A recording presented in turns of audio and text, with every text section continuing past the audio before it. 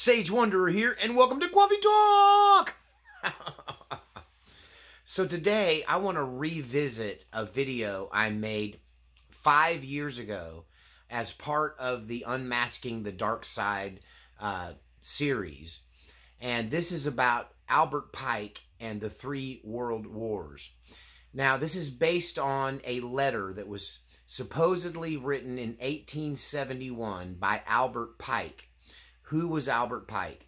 Albert Pike was a Confederate general who also became the head of Freemasonry for many decades.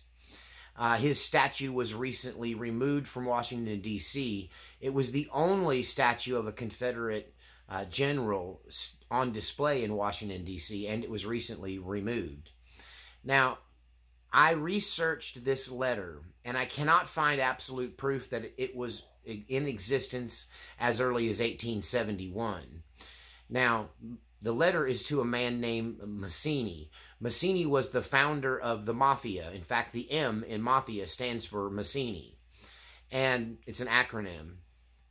And Mazzini died in 1872. This letter first came into public circulation in 1920. And it predicts 3 wars. Now, the first war by 1920 was already over. So if it's a forgery, if it's a 1920 edition letter instead of 1871, then they did not predict World War I because it had already happened. But they did predict World War II and World War III. So this document can be dated for certain to 1920. But many believe it was written to Mazzini in 1871, a year before Mazzini's death. In this letter, it lays out a master plan that would eventually lead to what we would consider the beast system, the end of time, and the Antichrist. So, in the letter, it outlines the whole reason for the 3 world wars and each of the world wars' purpose. So, according to this letter by Albert Pike, the Freemason and Luciferian, he wrote a book called Morals and Dogma, which is the preeminent book on Luciferianism. Now, before I get into the letter itself, let me clarify that Luciferianism isn't Satanism as we imagine it. It's not black masses and black robes and all of that.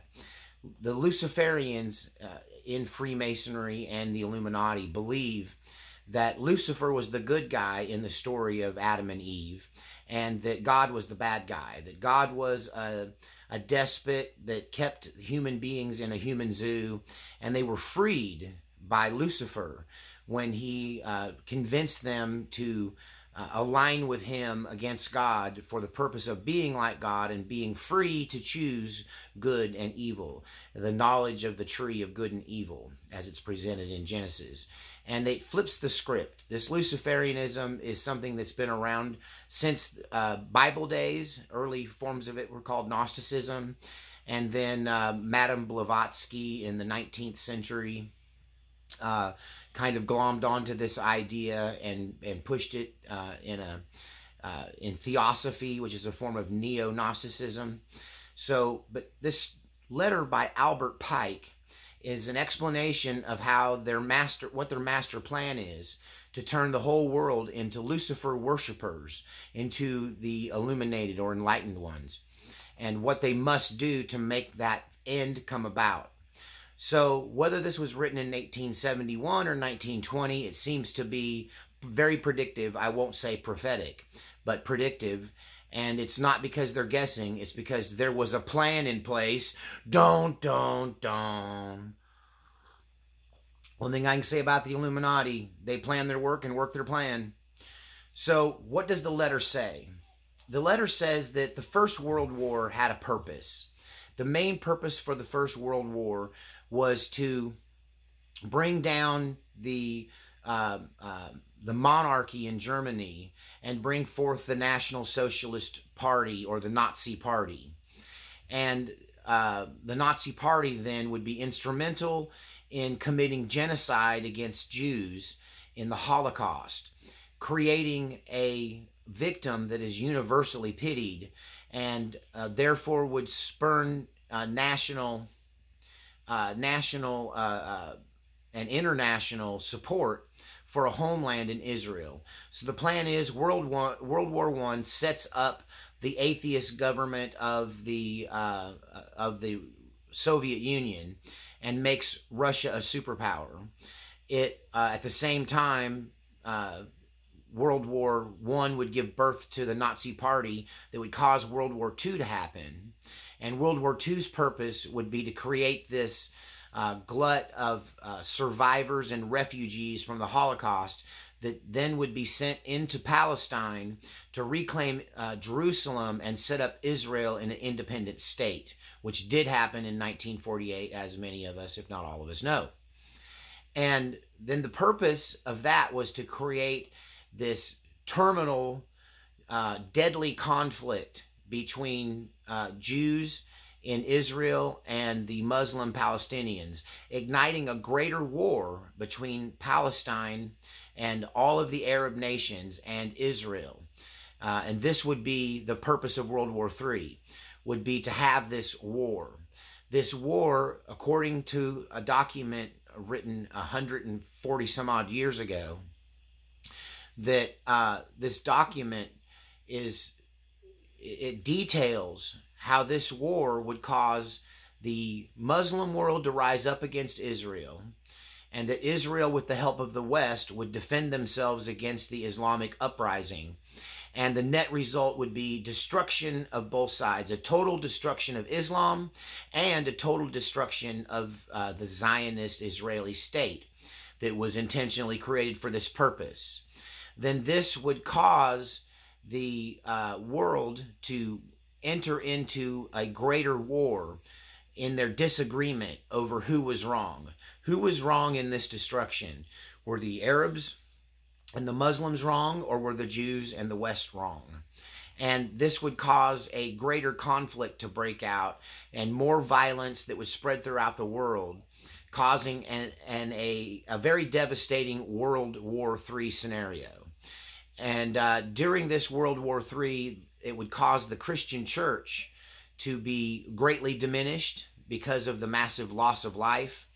It would bring an end and destruction to the communists, and that the communists would rise up against Christians, essentially. He calls I'm labeling it communist. He doesn't say communist. He calls them nihilists and atheists. And the only real atheist nihilist nations are communist nations. And since the Soviet Union fell, that kind of puts the label over onto China. So China would rise up against the Christians, and this war would happen between atheists and nihilists. And this could also include the communist movement within the United States, Antifa. In my previous video, I pointed the finger squarely at them. The communist mentality in our own government, the moving towards totalitarianism and away from freedom in our own nation. So one could interpret that as a civil war in the United States, along with a war between the United States and other communist atheist countries like China, and I guess particularly could be Russia. Now, if we're going to coffee talk, I'm going to throw a little Titor in here. Titor says that Russia and China don't side together. In fact, Russia nukes China in Titor's the time traveler mythology. But nonetheless, the purpose of World War III is to destroy both the atheists and the Christians, leaving then a vacuum of spirituality, leaving people with essentially a deist or a belief in a higher power, but without Christianity, without the church being in existence really in any formidable way, and without the atheist influencing people towards non-belief, that it would basically create a group of people, the survivors of this cataclysmic war and these many civil wars and this global destruction, fought mainly over what would happen in Palestine, over between Israel and the Arabs. And that this would leave a vacuum where there is no spirituality. And in this vacuum, they could then finally release the true Luciferian doctrines and encourage everyone on earth to worship Lucifer as the true God.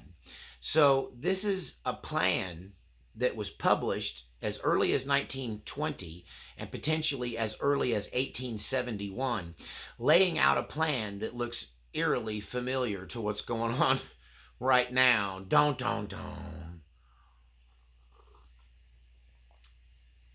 So is it possible that for the last 150 years, the world has been craftily and carefully manipulated?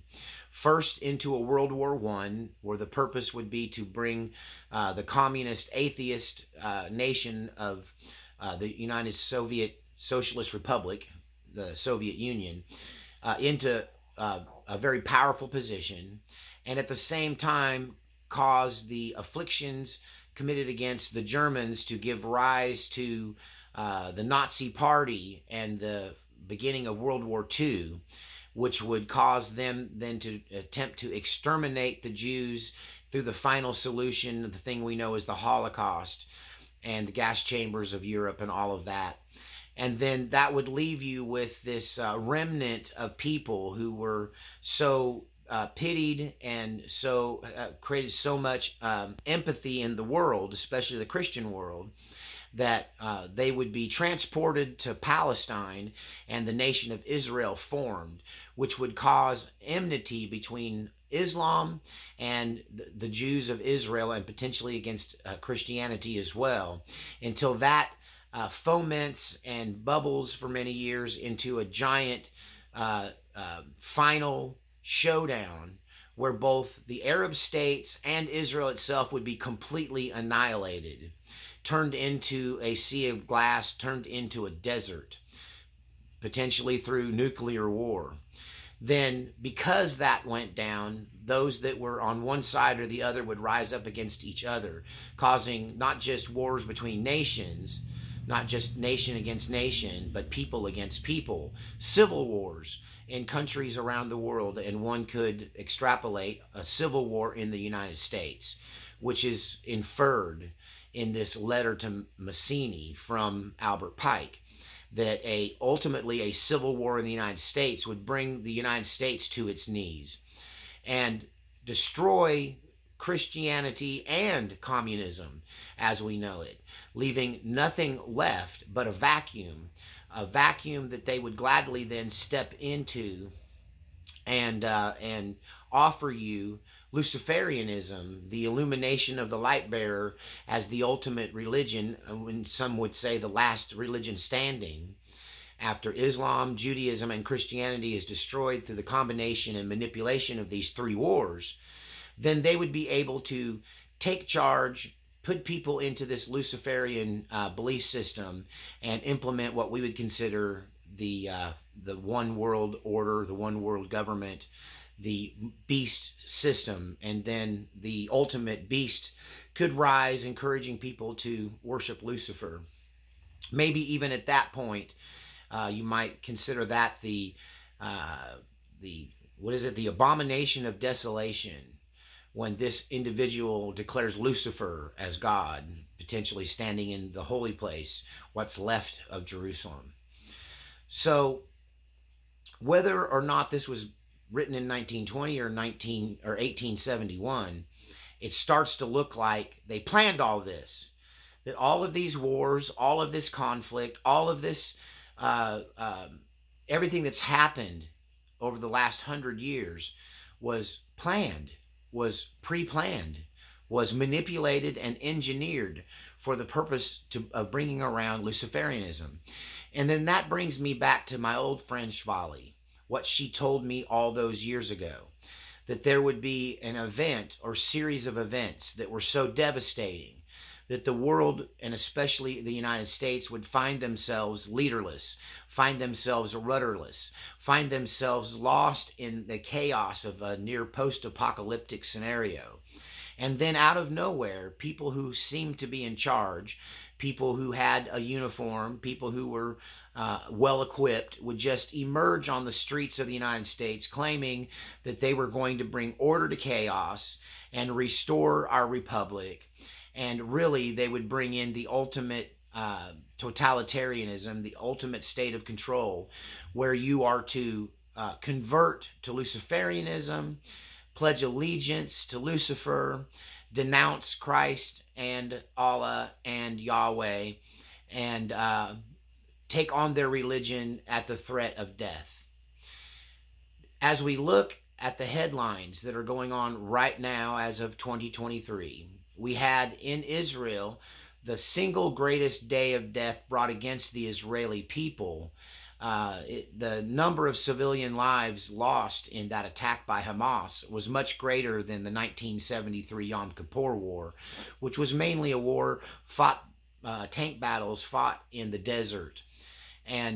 But in this most recent attack by Hamas, it has inflamed the people's opinion of the Palestinian conflict on both sides.